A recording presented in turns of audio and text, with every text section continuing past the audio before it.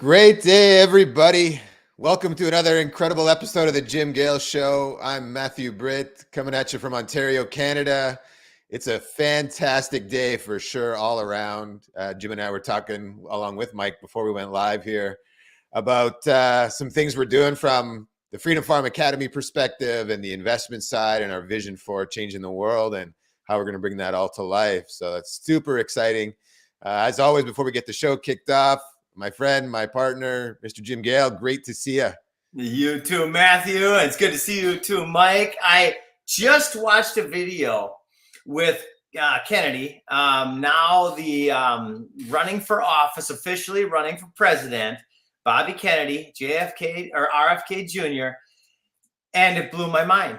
He is calling out Operation Lockstep by name. He's calling out Event 201 by name. He's calling out, I mean, he has been for a long time, and I really haven't been following a lot of political stuff, so I might have missed this, but I didn't miss it this time, and I got the chills. And my invitation to him, and I'm so thankful for everything he's doing. I'm actually really just surprised in such a beautiful way by his faith, his courage, and his willingness to call out this crazy stuff in Kennedy fashion, right? Mm-hmm.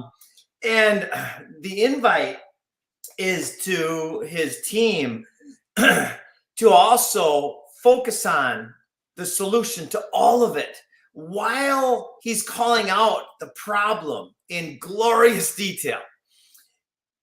Then let's take the next step and also lay out the solution in actionable detail. Actionable means when we call out the poisons and poison producers and we take them out of the system and grow food instead of lawns. And it'll leave people so inspired. It will be the campaign that changes the course of history, that changes the world. Because when he campaigns on the wise use of the people's resources. And we can lay this out.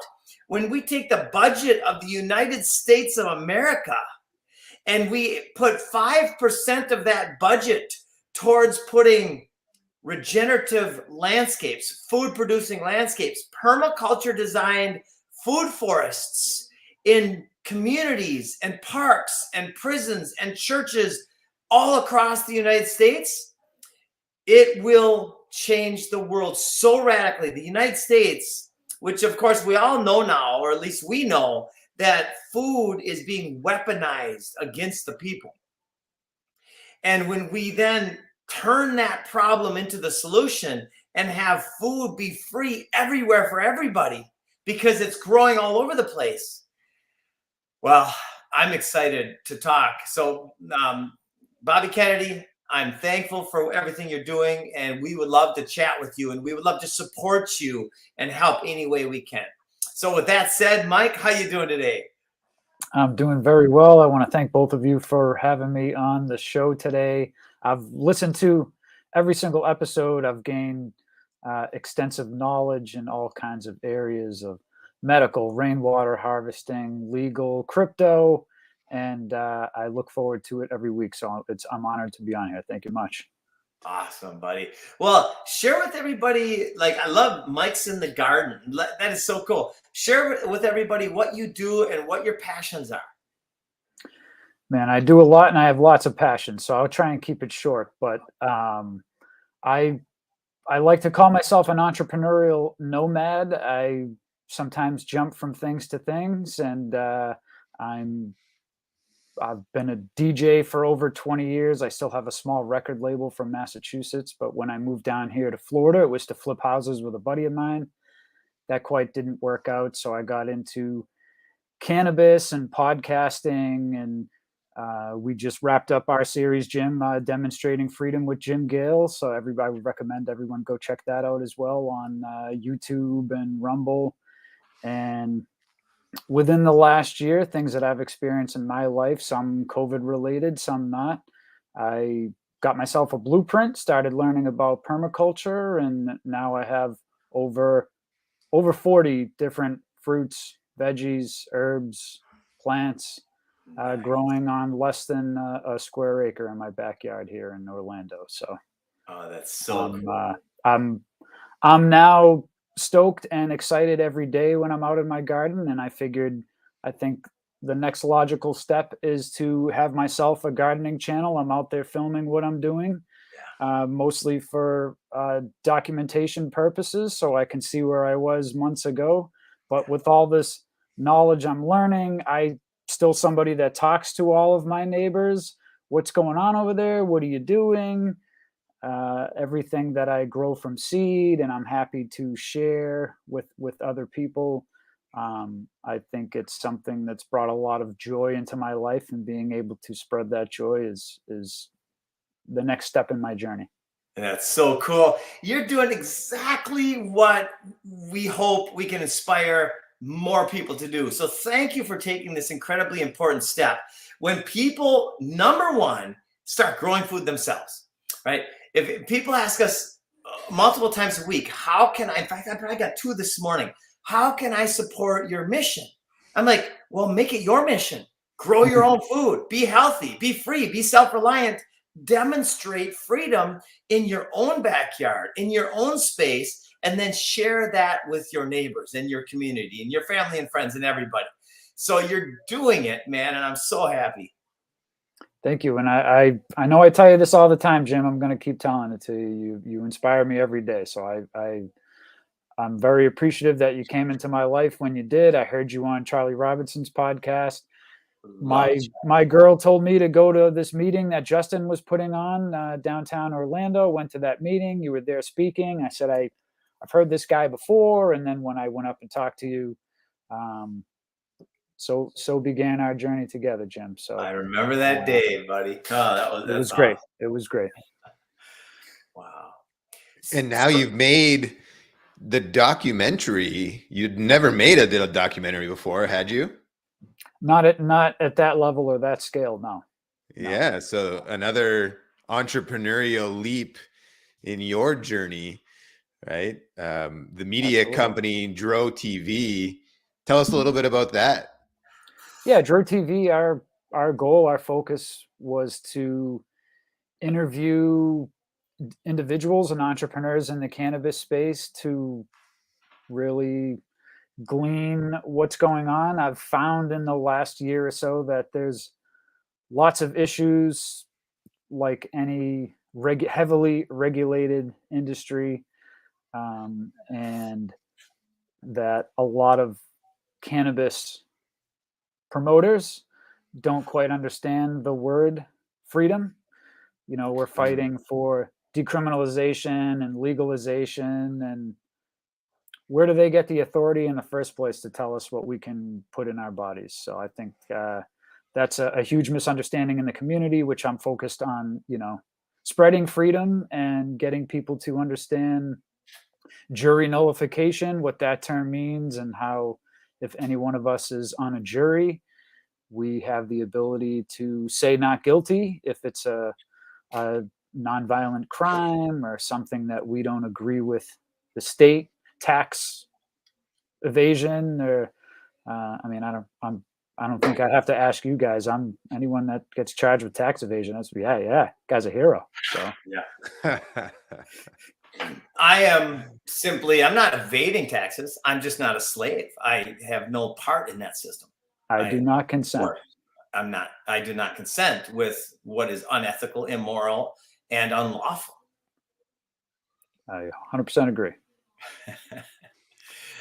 So a real quick story about, you mentioned cannabis, and my mom was telling stories. My mom grew up on a farm in southern Minnesota, and she was telling stories not too long ago about how scary it was when the weed man would show up at their farm. Because weed, cannabis, marijuana, which they changed the name, of course, to blame the Mexicans for all of the United States' biggest problems, right? It's just such a scam. But they would send out these people which are just like the assets, or maybe the brown shirts. They would send out the slave masters, henchmen, right? to go check on farms. And then if they had any cannabis growing on their farm in the ditch or in the slough or back in the woods or anywhere, they would get a big fine, a fine that would basically take out, it was, they grew all their own food. They didn't make a lot of money. They grew up very poor. But actually, they grew up very wealthy in the world of health and wellness and joy and nature and all that. They just didn't have a lot of money. So when the weed man would show up and scare the shit out of them, and then they would fine them if they $150 back then, it's like $1,000 if they found a cannabis plant growing in their thing naturally. Like, it's so radically unethical. It's crazy. It is crazy. Yeah. How far we've come. Yes. And the good news is now all sorts of things are changing. Thanks to all of the people out there like yourself and everybody in our network, is we're bringing the truth to the masses in a way that it's undeniable. That's the thing. Some people who are so stuck in their programs, in their coercion and manipulation, and so programmed, they're NPCs, they're non-player characters. They don't have an original thought in their minds at all. But that's not that many people. That might be 10, 20, 30% at the most. I think it's even less than that are completely gone, right? But the movable middle, that's where we focus our energy and we focus our attention to bring the awareness up. And it's a topic that everybody understands, or I guess said better, understands if it's actually exposed to them, around the logical piece of working with nature. It is so logical. It's illogical to not, right? And the way we currently grow our food, I just go back to that example of fighting nature the whole time. It is, well, I never even really considered that before. And just being here, talking to people and really starting to just converse and have it flow through my brain all the time. That's actually what we do, is we fight nature in our food production system. And it's no wonder we're losing. It's no wonder people are sick from the food. All of it is just illogical. Well, we know that for generations they've been changing the food, manipulating the food, and now they want to change us, right? Transhumanism, they want us to become symbiotic with computers, and I think we'll certainly end up there, but they want to change nature itself. And unfortunately, because of the years of indoctrination and repetition, that's really what a lot of it comes down to. That's how propaganda is easily instilled. It's difficult to, I know we all find ourselves using words that we shouldn't use and saying phrases that we're just conditioned to say, and it's being able to realize that and switch that off and not do what we've been conditioned to do. Yes, it's about awareness, right? When we become aware, and I've said this so many times, but it's so important for us to understand, the word choice, the idea, the concept of choice is almost always misused, because a choice is only there for those who are aware of the choice. And so it's awareness that we get to shine a light on the solutions and the truth. And when people become aware, like when people stand in our food forest there at God's Landing, many of them are aware for the first time in their lives that it's possible for them to live free as well. It's great. I enjoy showing people and telling people about it, because a lot of times that's what they need, is the hope that, well, I saw somebody else do it, I know I can do it. Yeah. And that's where the hope and inspiration comes in. So yeah. Well, people hold pictures in their mind, right? That's how we actually think, is we think in pictures. And the things that people picture in their head, particularly around food, is not one of abundance. It is one of scarcity. It is one of fighting nature. It is one of a grocery store. It is one of boxes and bags and cans and poisons. Unfortunately, that's what they hold in their brain because of the conditioning.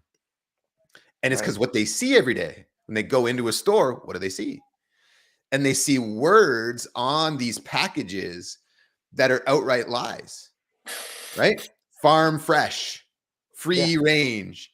You know, a free range egg could come from a chicken that's sitting inside all day, every day with 10,000 other birds and has a little door to a patch of grass that is, you know, a few hundred feet squared, if that. And other than that, they don't get anywhere. And that's a free range chicken. But our brains are saying, oh, because of the image on the egg carton, these chickens have been frolicking in the forest free and picking on worms and grubs, and they're so healthy. But it's a load of shit. It's a load of shit. Right? Yeah. And how many words are on the packages like that? Or even just the picture of the farm on the packaging. Meanwhile, it's a fucking cesspool of nastiness that these animals are raised in. Yeah. Right? Yeah. And now with the main guy in the organic world coming from Monsanto, right? The whole thing is a lie. Organic is a lie. Everything that you buy at the store is suspect. And I would say probably 80-90% of it, if not more, is actually toxic, and it will actually take life from the body over time instead of give energy to the body. So I was reading a book called Coleman's Laws today, and it's Vernon Coleman, and he's going through his 12 medical laws, like health laws to live a long life. And anyways, the part I was reading was about food and animals in particular, and in relation to humans. So he uses bears as an example in like Yosemite and Yellowstone and these places, or baboons and orangutans in areas in Asia where they have a lot of people around, right? So both of those locations, people come around, bring in their junk food, and the animals figure out, hey, if I just hang around in these right places, I no longer have to go hunt and gather, right? And what quickly happens to these animals, they get obese, they get sick, cancer, heart disease, diabetes, intestinal issues, colon problems, that kind of stuff begin to happen. They also go through serious mood changes and become violent compared to the free range animal, right? And then he ties it back into, well, look at people. Wouldn't you know it? As we've moved away from being hunter-gatherers, same types of issues. And then he ties it into looking at places in, you know, Amazon, where you do have still these tribes that live completely free. They hunt and they gather all their food. And then they all of a sudden get some things brought into that community that were not there before. And very quickly, they start going down that same path of becoming more lazy, increased in weight, sickness, disease, all these stuff begin to pop up. And it's just an illustration of how damaging we have been to life out there and to ourselves, life in here, by doing something that the original intention was to be good, provide nourishment. Right? Yep. That's amazing.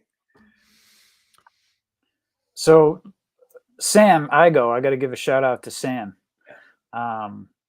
When I started posting our documentary, Jim, I connected with him on Instagram, listened to a podcast he was on. I reached out to him. I said, man, you are extremely knowledgeable when it comes to permaculture, especially here in Central Florida. If you come to my house, tell me, you know, what I'm doing right, what I'm doing wrong. Maybe this needs a little bit more water. Maybe this needs some more shade. Can I film this? And I'll chop it up into a bunch of videos. I'm going to put it on the garden channel, but I'll share these videos with you. So Sam came here for about 2 hours. We shot a whole, you know, we're going to chop them up. Sam over at the loquat trees, Sam over at my compost pile. And that way there's a bunch of little videos where, you know, Sam can use to promote him and his business as well. And a few weeks ago, I'm at a Bloom and Grow festival in Winter Garden, and I come across this company, Save Our Soil. So I go over, I'm talking to them about their soil. They do worm castings, vermicompost. I look down, and on their table, they have a business card for Sam. So I say, hey, you guys know Sam? I said, yeah, he buys a lot of his worm castings from us. So now I'm working with them. I'm going to shoot some content with them. I'm actually working on doing social media marketing for them, like managing their social media pages to post and promote on there. And it's just one of these things where, the more we're out there talking to people and networking and building this community, we're able to meet amazing people and grow what it is we're trying to do, which is promote freedom and permaculture. Boom. That's right. This is the path to freedom. All paths to freedom must include regenerative, decentralized, poison-free food. And it's so easy. That's the part that gets people arguing with themselves. You can see their brains twisting when I talk about things. They're like, I can't be that easy. Well, come see me at Golf Friend. When you stack it in. Now, it's not that easy if you don't follow the principles, right? That's it. It's easy when you follow the principles. And I'll give you some examples. So we've got diversity. We don't have monocultures. We have 230 or 40 types of food planted at Galt Same. And we have plants, guilds created where they support each other. We're doing a beneficial insect release on Saturday. That'll be on film because insects are the garden's keepers. All right. So there's no sprays or poisons that need to stop anything. And then we are adding mini layers. In fact, we just met yesterday and somebody just texted me from this group with a mycelial component that we don't have yet. So we're going to be adding this communication, mycelial or spores from mushrooms. We're going to be adding this through the whole 10 acres of our main food forest areas and our community areas. And we have humigenics with Pat Militich. We have analemma water. We have compost tea. Now, these are easy things to apply. It sounds complicated. When I say that, if most people out there, almost everybody out there doesn't know what I'm talking about, so they click off. Their mind goes, oh, I don't get that. I just can't do it then. That's not true. It's so freaking easy. We apply compost tea once a month, and this is on a big area, right? If you're in your backyard, it'll take you a half an hour once a month to apply compost tea. And you can put in the compost tea this mushroom spores and the analemma and the humigenics, right? So it's a half an hour a month is what it takes to do this. Is it worth having all of your own food for a half an hour a month? Yeah, of course it is, right? Plus it's beauty and it's food security and it's health and it's money. Wealth does grow on trees, right? So anyway, that's the part that I'm so excited that you're sharing is once you design it and you follow the simple principles, the return on time, energy, and money invested is infinite. I'm taking it a step further. We eat avocados every day. I've saved every seed for the last 4 or 5 months now. I have 5 trees, maybe a foot tall. I have a dozen trees that are just a few inches tall, and then at least 25 that have germinated, but they've yet to, get out of the pot. Wow. And so I don't care if I have to give them all away, if that's what it takes to inspire somebody to start.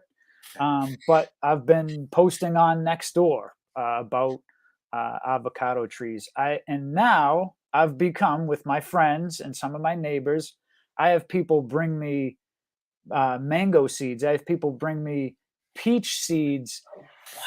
And when Sam was here, I let my arugulas and my bok choy go to flower because it brought in insects that I've never seen before. And I said, this is obviously beneficial to my garden. So I'm going to let all these just go to flower. And actually it looked pretty nice. Yeah. So Sam said, you know what? These are the seeds you want to keep, obviously, because look at how well this thing grew. So next time you're going to have seeds from an arugula that grew to the size of like a giant beach ball. And now I just went and broke them down yesterday. It's got to be a few thousand seeds. So now I'm working on getting some little packages. I know the Free Seed Project does something here in Central Florida, but I'm going to start giving away some arugula seeds, some bok choy seeds. I have a radish that I've let grow for about 3 months now. The thing has to be this big because I can't, from the top of it, it looks this big. It's gone to flower. It's bringing in all kinds of insects into the yard. And so it's just one of those things where I enjoy being out there. It's very therapeutic to just kind of hang out and relax in the garden. But at the same time, I understand and I realize, because how people ask me questions, because of how excited somebody is to give me seeds, I know that people's people's minds are starting to wake up to the fact that I know it might be 8 to 10 years before this avocado tree could give me fruit, but man, I need to start doing something now. And if that's what it takes, me giving away, I'm gonna make a video soon because it's not gonna be. It's probably one more month, and I'll be at 100 avocado trees. But I'm gonna make a video how to grow 100 avocado trees, and I think it's gonna be pretty amazing. That is super cool. I mean, just think of the value over time when people get this awareness and this thought process of saving those seeds and putting them in the soil and letting nature do everything else. It's infinite abundance is what our vision is. It's what our intention is infinite abundance. Everybody eats. I wanted to talk. I know we only have a few minutes about the power of manifestation. Whatever you can conceive and believe, you can achieve. I know you love using that quote. I've got Think and Grow Rich behind me here. Yeah. Some of my peach trees, which came from Georgia, and my avocado trees are outgrowing the 2.5-gallon commercial size pots that they're in. And it took me a week, and I'm calling around nurseries and supply nurseries looking for the big 25 gallons. Because if I don't have enough room to really put so many in the ground, but I can get them in big, larger size pots. I was striking out for a week. I'm calling places. I couldn't find anything. I found 2 of them on the side of the road. 3 days ago, my neighbor put one out. I took one from my neighbor. This morning, actually last night, we saw her on our dog walk. I had to go back this morning. Somebody left a pot with it looks like they just cut whatever was in it and left it there. So now I have 4 that just came into my life because I manifested it. Now I did go find a place today, and I did go buy 10 brand new ones. But between my peach trees, my avocados, my mangoes, which I'm going to continually add more.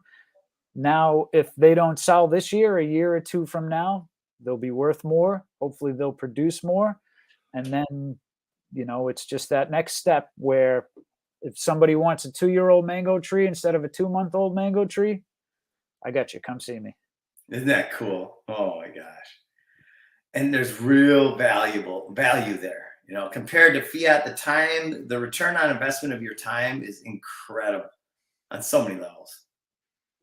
Wow. Do you have a desire now that you're doing this to kind of pivot in towards like a nursery type of business? I mean, I always have too many desires, but luckily my girl knows to slow me down when I start moving too fast. But certainly, whatever I can do in my yard here, we are looking at where we live. They just wiped out like 400 acres, and they're putting in like 500 houses over the next 3-4 years, and it's already a ton of traffic and the typical nonsense of a rural, just outside. We're pretty much right on the Orlando line, so we're looking for. It's going to be a year or 2. We have a plan, something a little more acreage, 2 to 5 acres. Yeah. Maybe at that time, Freedom Farm Academy will fit there on the property. But yeah, it'll change to Mike's at the Freedom Farm. Hey, that's they're all logical steps, right? Each chapter in the book, as one finishes, another one starts. So yes, whatever we need to do, but I certainly think this is where I need to be, and this is what I should be doing right now. So awesome, Mike. Well, thank you, man. It was such a pleasure hanging out with you at Galt's and doing all that filming and stuff. It was amazing. Thanks for everything you're doing. I love how you see a concept that is right, and you just go for it. I know you guys talk about a lot of books. I want to recommend one. Yeah. It's called The History and Power of Mind. It's by Richard Ingles, referred to me by Legal Man who I've reached out to have him be a guest on your show. I think he would be an incredible guest. But this book was written in the early 1900s. I believe he was a priest, if I'm not mistaken. But the concepts and things he talks about, what we can do with our minds and how we can think and believe things. It's an incredible book that's blown me away. I've read several chapters of it a couple times. I've read the whole thing, but several chapters. And the fact that this thing was written in the early 1900s, for this guy to understand these things back then, The History and Power of Mind, Richard Ingles, I think is an incredible book for anybody that really wants to understand themselves. This is one of those books that, are we gods? Can we do anything we want? Are we just, like you say, Jim, are we just the wind? And then the next thing we breeze away. A lot of concepts that are very heady, and knowing that he wrote this in 1903 or 1906, something like that, it's even more impressive. So, The History and Power of Mind by Richard Engel. Ingles, Ingales.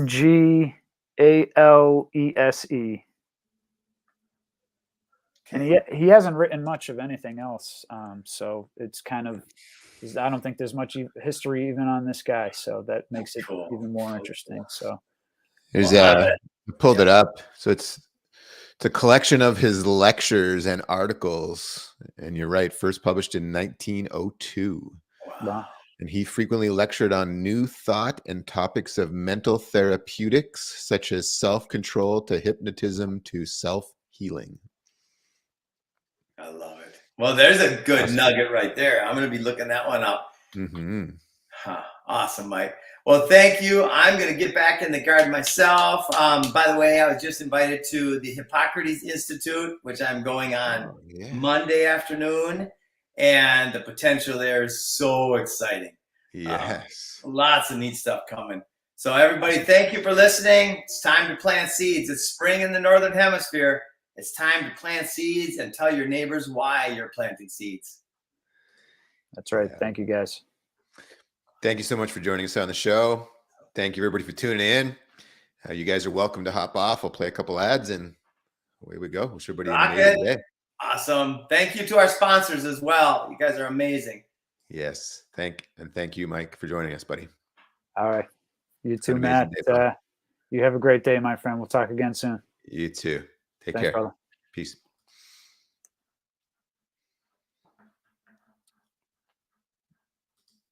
Thank you for joining us today on the show. That was a great conversation with Mike from DroTV, as well as Mike's in the Garden. He's got a great documentary he did about growing freedom and food forest abundance. You can find it on YouTube. At Weston A. Price Foundation, we're dedicated to restoring nutrient-dense, farm-fresh foods to the human diet. We look to ancient food and health practices for clues on how to live our healthiest, most vibrant lives today. Join the mission and check out our exclusive membership details at westonaprice.org. As a member, you'll receive our quarterly journal on wise traditions in food, farming, and the healing arts, our annual shopping guide, monthly access to private Q&A sessions with experts, consultations on state laws, regulations, and policies, including food freedom legislation, and so much more. Weston A. Price Foundation. Let's return to wise, traditional foods.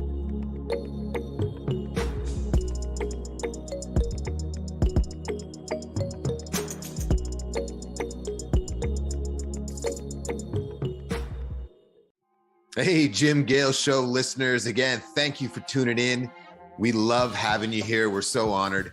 And, I wanted to give you a little bit of exciting news. We've decided to offer complimentary food forest strategy sessions with a certified permaculture designer.